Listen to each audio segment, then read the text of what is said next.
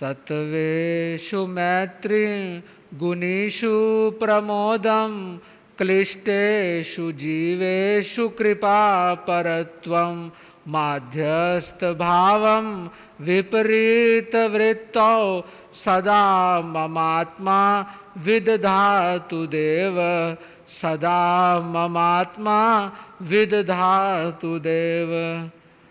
परम आराध्य परम वंदनीय पूज्य गुरुदेव राष्ट्र संत वरिष्ठ उपाध्याय वाचनाचार्य भगवान के पावन पुनीत चरणारविंदों में हृदय की असीम एवं अनंत आस्थाओं सहित कोटिशय वंदन करने के उपरांत उपस्थित धर्म नरज्ञों पूजनीय गुरुदेव श्री जी की असीम अनुकंपा से उन्हीं द्वारा दिए गए ज्ञान चिंतन बिंदुओं एवं मार्गदर्शन के आधार पर गुरु कृपा से जो कुछ भी अंगीकार कर पाया उसी के आधार पर आपको कुछ सुनाने का प्रयत्न करता हूँ।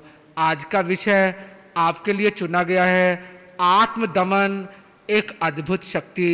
अपने आप का दमन करना, अपने मन वाणी और शरीर का निग्रह नियंत्रण और कंट्रोल करना एक अनूठी अद्भुत और आश्चर्यजनक ताकत है जिसके द्वारा जीवन में वह भी पाया जा सकता है जिसकी कल्पना भी कर पाना आम व्यक्ति के लिए मुमकिन और संभव नहीं होता। गेहूं का एक छोटा सा दाना होता है, उसे भूमि में बो दिया जाता है। अनुकूल संयोग और निमित्त मिलने पर धूप, हवा, पानी, खाद आदि मिलने पर उसमें से एक पौधा अंकुरित होता है और उस छोटे से पौधे में अनेकानेक गेहूं के दाने पड़ जाते हैं। यानी धरती में बोया हुआ एक दाना सैकड़ों नहीं बल्कि अनगिनत दानों में तब्दील हो जाता है। इसी प्रकार हमारी एक अशुभ भावना अनेक अशुभ भावनाओं को और शुभ भावना शुभ भावनाओं को जन्म देती है, उत्पन्न कर देती है। शास्त्रों का विधान है कि जीव एक समय जितने अल्पतम, न्यूनतम और मिनिमम वक्त में भी अनंतानंत कर्म पुद्गलों का बंद करता है। अगर हमारी भावना शुभ होती है तो शुभ परमाणुओं का, अगर अशुभ होती है तो अशुभ कर्म परमाणुओं का बंधन होता है। इन शुभ और अशुभ भावनाओं की उत्पत्ति में मुख्य भूमिका और मुख्य स्थान हमारे मन का रहता है।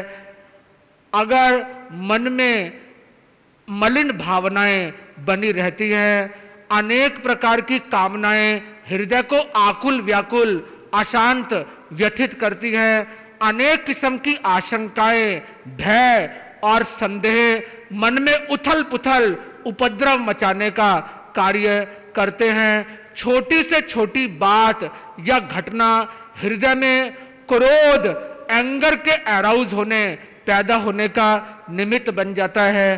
अहंकार की मदिरा अपना असर और अपना प्रभाव दिखाती है, जिस कारण उचित अनुचित, हित अहित, भले और बुरे का कोई विवेक नहीं रहता। आवश्यकता से ज्यादा धन संपत्ति इकट्ठी हो जाने पर, मिल जाने पर भी व्यक्ति बस नहीं करता, उसकी तृष्णा बढ़ती ही चली जाती है। सब कुछ हड़पने और हथियाने की लालसा उसके अंतःकरण पर हावी हो जाती है। कपट से वह दूसरों को धोखा देने की फिराक में लगा रहता है और हेरा फेरी से अपना काम बनाने की उसकी नियत, उसकी इंटेंशन बनी रहती है। औरों की उन्नति को देखकर उसके हृदय पर सांप लौट जाता है। ईर्ष्या, दाह और जेलसी से वह जल उठता है, उसका अंतःकरण दग्ध हो जाता है। दूसरों के नेक से नेक, अच्छे से अच्छे कार्य में भी उसे दोष, अवगुण और बुराइयां नजर आने लगती हैं, क्योंकि उसकी दृष्टि ही दोष दृष्टि होती है। दोष दृष्टि वाला किसी भी वस्तु में रहने वाले 9 गुणों को नहीं देखता, उसकी निगाह तो उसके एक अवगुण और एक बुराई पर रहती है। जब हृदय की ऐसी स्थिति होती है तो समझ लेना चाहिए कि हमारे भीतर, हमारे अंदर अशुभ भावनाओं का विष वृक्ष फल फूल रहा है, पनप रहा है, और कल्याण की कोई सिचुएशन, कोई स्थिति, कोई पॉसिबिलिटी और कोई संभावना किसी दशा में और किसी सूरत में भी नहीं हो सकती। इन अशुभ भावनाओं को शुभ रूप में परिणत करने, ट्रांसफॉर्म करने और चेंज करने के लिए और पूर्ण रूप से विशुद्ध अवस्था में लाने के लिए मन को साधने का प्रयत्न करना आवश्यक और जरूरी होता है। कोई साधक एकल ठाना, एकाशना, आयम्बिल, व्रत, पौषध आदि की आराधना और उपासना करता है तो इसके पीछे उसका उद्देश्य मन को साधने का, मन को निगृहित करने का रहता है। इंद्रिय दमन का मुख्य प्रयोजन भी मन का निग्रह करना, मन को काबू में करना होता है। अगर मन वश में आ जाए तो इंद्रियां अपने आप ही अधीन और वश में हो जाती हैं, क्योंकि मन ही इंद्रियों का स्वामी है। जब स्वामी काबू में आ जाता है तो उसके गुलाम तो अपने आप ही अपने गुलाम बन जाते हैं। इस प्रकार मन पर विजय पाना सच्ची आत्म विजय है। इसीलिए तो शास्त्रकार कहते हैं, एगे जिये जिया पंच, पंच जिये जिया दस, दसहाहु जनितानंग, सब सत्तु जिनामयंग। अर्थात एक को जीतने से 5 को जीत लिया जाता है, 5 को जीतने वाला 10 को जीत लेता है और 10 को जीतने वाला सबको जीत लेता है। बात आपकी समझ में नहीं आई होगी, अब मैं आपको खोलकर समझाता हूं। एक मन को जीतने वाला अपनी 5 इंद्रियों, श्रोत इंद्रिय, चक्षु इंद्रिय, घ्राण इंद्रिय, रस इंद्रिय और स्पर्श इंद्रिय को जीत लेता है। और इन 5 को जीतने वाला अपने मन 5 इंद्रियों के साथ साथ अपने 4 कषायों क्रोध, अहंकार, लोभ और कपट पर भी विजय और काबू पा लेता है। इन 10 को जीतने वाला सारे शत्रुओं को अपने नियंत्रण में, अपने अधीन कर लेता है।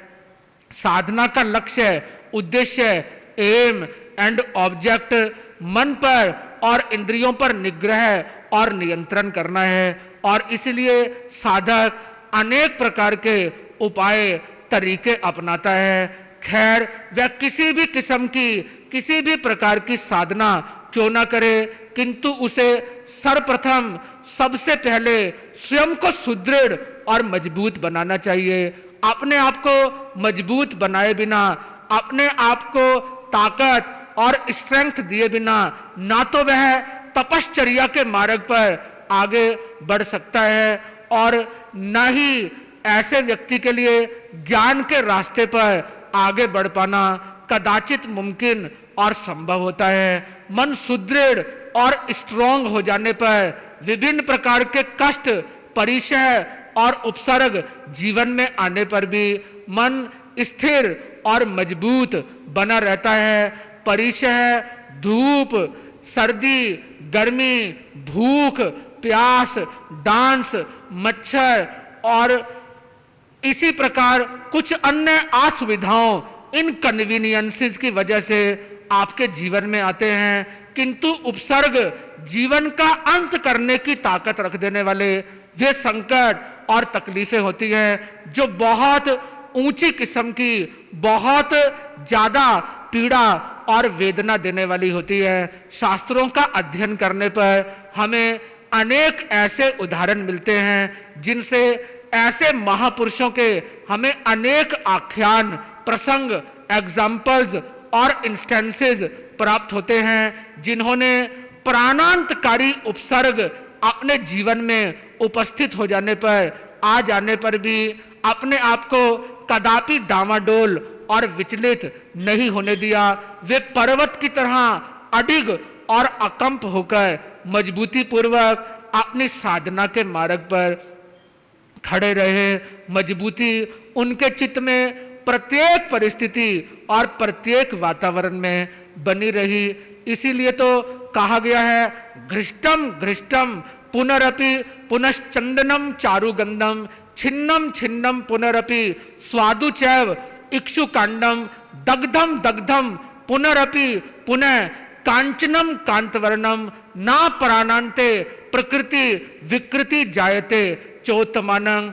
अर्थात गन्ने की गंडेरियों को कितना भी क्यों ना काटा जाए, किंतु वे अपने माधुर्य, मिठास और स्वीटनेस को नहीं छोड़ती। चंदन को काटकर उसके छोटे से छोटे, महीन से महीन टुकड़े भी क्यों ना कर दिए जाएं, किंतु फिर भी चंदन खुशबू और महक फैलाना बंद नहीं करता।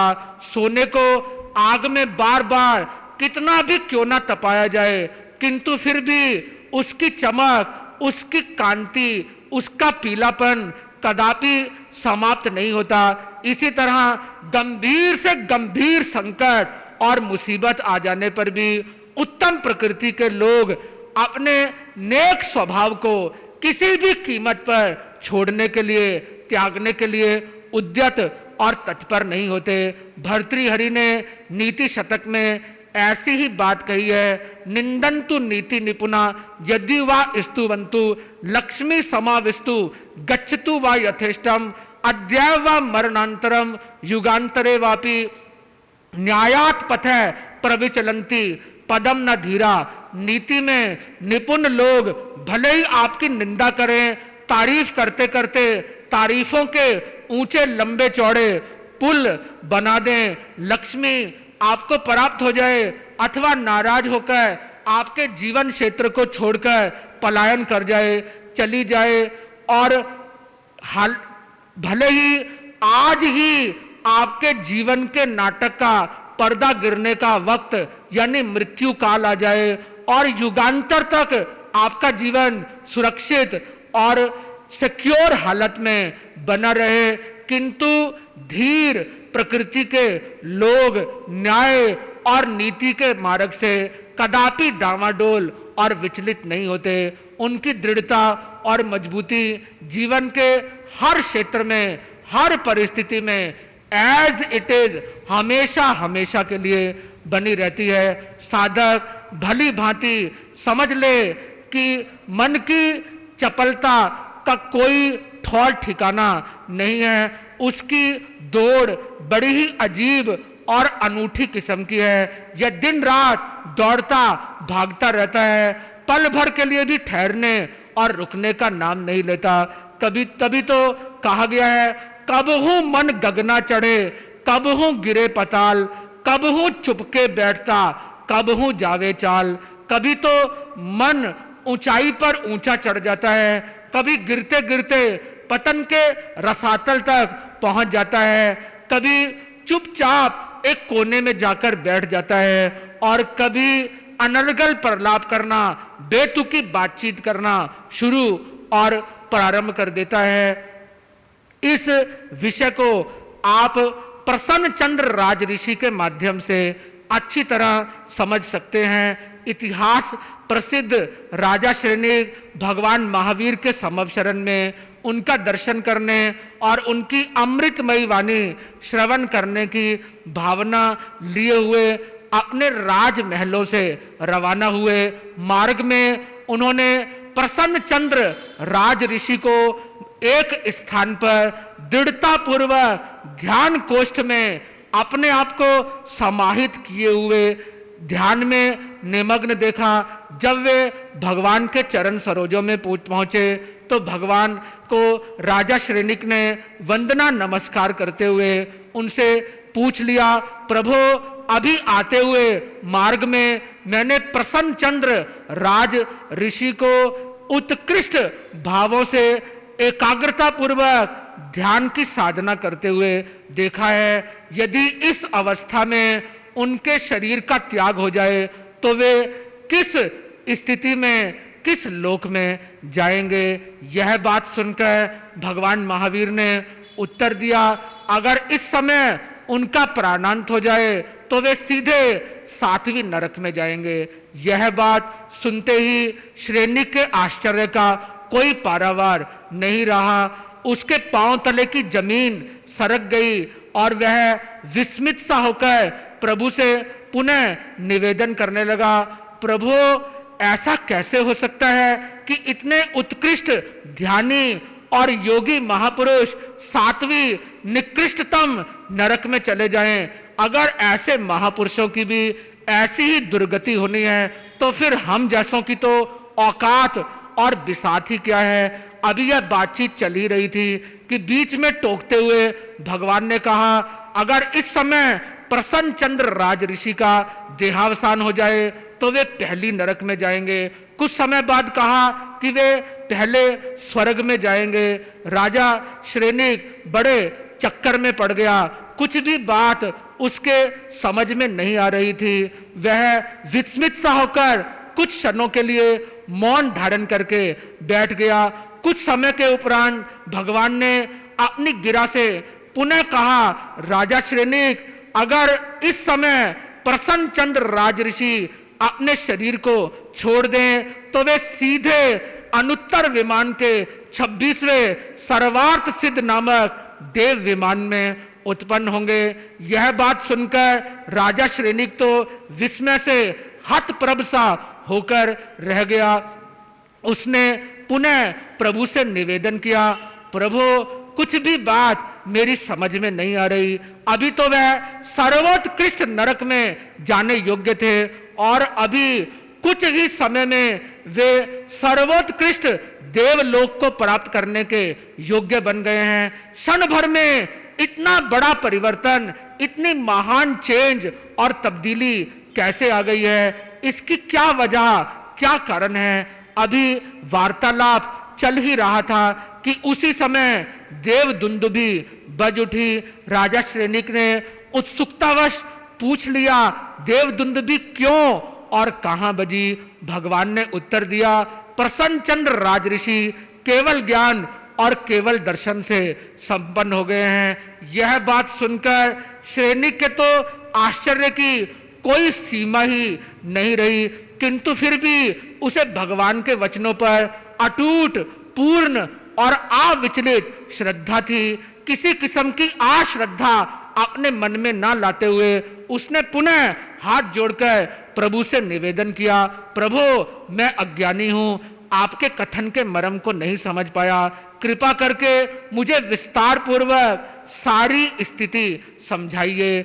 यह बात सुनकर शंका का समाधान करते हुए भगवान महावीर ने कहा, प्रसन्न चंद्र राज ऋषि पोतनपुर के नरेश थे। उनके मन में वैराग्य भावना उत्पन्न हुई और वैराग्य भावना पैदा होने पर उन्होंने अपने अवयस्क पुत्र को अपने विश्वस्त राज कर्मचारियों के भरोसे छोड़कर उसको गद्दी पर आरूढ़ करके उत्कट वैराग्य भावना से दृढ़ भावना पूर्वक संयम अंगीकार कर लिया और उत्कृष्ट साधना करने में तन्मय और तल्लीन हो गए। किंतु अभी कुछ समय पूर्व उनकी साधना में एक व्यवधान और अड़चन उपस्थित हो गया। राजा श्रेनिक ने पूछा कि वह अड़चन कौन सा था, किस प्रकार का था? इसका उत्तर देते हुए भगवान ने कहा, श्रेनिक, जब तुम अपनी चतुरंगिनी सेना को साथ लेकर मेरे यहाँ आ रहे थे तो तुम्हारे दो सुभट सुमुख और दुर्मुख आगे आगे चल रहे थे। उनमें से एक सिपाही ने प्रसन्न चंद्र को देखकर कहा, अहो ये कितने त्यागी मुनि हैं, कितने उत्कट वैराग्य से इन्होंने संयम अंगीकार किया और निश्चल चित्त से ध्यान का अभ्यास साधना कर रहे हैं। दूसरा व्यक्ति यह बात सुनकर पहले वाले की बात काटते हुए कहने लगा, अरे रहने तो, ये तो महाढोंगी हैं, पाखंडी हैं, अपना फर्ज नहीं निभाया, इन्होंने तो दुनिया से पलायन कर दिया। अपने नादान अवयस्क पुत्र को राज्य लक्ष्मी सौंपकर अपनी जिम्मेदारियों से मुंह मोड़कर ये संयमी बन गए और अब उनके विश्वस्त राजपुरुषों के मन में दुर्भावना पैदा हो गई है। वे उस बालक को मारने का षड्यंत्र रच रहे हैं। षड्यंत्र के तहत जल्दी ही उस युवा राजा का निधन हो जाएगा, उसकी जीवन लीला समाप्त हो जाएगी, ये मुनि निपूते रह जाएंगे और निपुते होकर स्वर्ग में तो क्या, ये नरक में ही सीधे चले जाएंगे।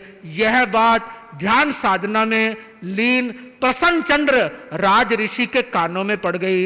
मन ही मन सोचने लगे कि जिन राज कर्मचारियों का मैंने जिंदगी भर भला किया, जिन पर अनेकानेक उपकार और एहसान किए, वे भी दुष्ट और एहसान फरामोश मेरे पुत्र का वध करना चाहते हैं। मैं उन सभी दुष्टों को उनकी दुष्टता का फल चखा दूंगा। यह सोचकर वे मन ही मन अपने पुत्र के शत्रुओं का संहार करने लगे। उसी समय तुमने मेरे पास आकर प्रश्न पूछा कि अगर इस वक्त उनका देहांत हो जाए तो वे किस गति में जाएंगे।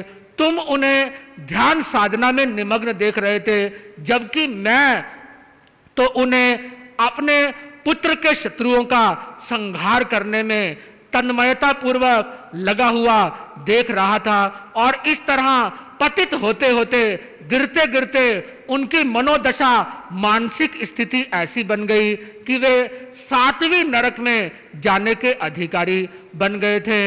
इसके कुछ क्षणों के पश्चात अकस्मात ही उनका हाथ अपने शीर्ष पर गया। सिर पर हाथ जाते ही जब उन्होंने मालूम किया, जाना कि वे तो लुंचित होकर, मुंडित होकर साधु, भिक्षु और अनगार बन गए हैं, उनके जीवन की दिशा बदल चुकी है।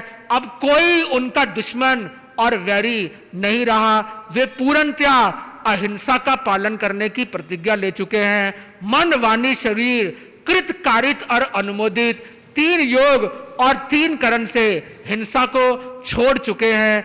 अब ऐसी स्थिति में किसी को भी शत्रु मानकर उसके प्रति दुर्भावना लाना बिल्कुल गलत और अनुचित है। इस प्रकार की भावना हृदय में आते ही उनका रूपांतरण हो गया, उनकी भावना तब्दील, परिवर्तित हो गई और वह उच्च से उच्चतर होते हुए अंत में चरम स्थिति तक पहुंचने में सक्षम और समर्थ हो गई। भावनाओं में परिवर्तन होते ही मैंने तुम्हें कहा था कि वे सर्वार्थ सिद्ध देव विमान में उत्पन्न होने के अधिकारी और पात्र एलिजिबल बन गए हैं और भावनाओं के उत्कृष्ट चरम सीमा पर पहुंचते ही वे केवल ज्ञान और केवल दर्शन के अधिकारी, हकदार बन गए। इस छोटे से कथानक से आप मन की चंचलता और मन के अतिशय प्रभाव को अच्छी तरह से समझ सकते हैं। कहाँ 7वीं तमतमा प्रभा नामक नरक, कहाँ सर्वार्थ सिद्ध नामक 26वां देवलोक और कहाँ केवल ज्ञान, केवल दर्शन। किंतु मन का प्रभाव ऐसा ही अद्भुत और ऐसी ही अनूठी विलक्षण प्रकृति का और प्रकार का होता है। साधना के पथ में आने वाले कष्टों को सहन करना, तकलीफों को बर्दाश्त करना, एंड्योरेंस और टॉलरेंस का परिचय देना साधक का प्रथम पग, फर्स्ट स्टेप होता है। इसका अभ्यास, प्रैक्टिस और रबत करते रहने पर ही साधना करना मुमकिन और संभव यानी पॉसिबल हो सकता है। भौतिक वस्तुओं, दुनियावी पदार्थों की प्राप्ति, उपलब्धि तो कोई व्यक्ति दूसरों को कष्ट, तकलीफ देकर, दूसरों से छीनकर या जबरदस्ती करके, हेरा फेरी और मक्कारी से भी कर सकता है, या बल का प्रयोग करके अपने पास रही हुई किसी भी शक्ति और ताकत का मिसयूज, दुरुपयोग करके दूसरों पर हावी होना व्यक्ति के लिए मुमकिन और संभव है।